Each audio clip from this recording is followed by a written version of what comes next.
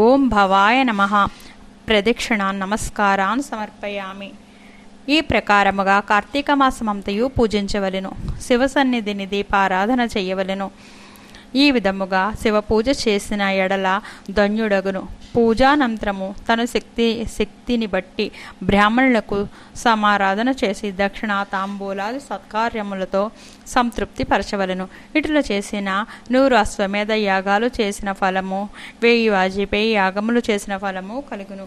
ఈ కార్తీక మాసము నెల రోజులు బ్రాహ్మణ సమారాధన, శివకేశవుల సన్నిధిని నిత్య దీపారాధన, తులసి కోటను కర్పూర హారతులతో దీపారాధన చేసిన ఎడల వారి వంశీయుకులకు, పితృదేవతలకు మోక్షము కలుగును.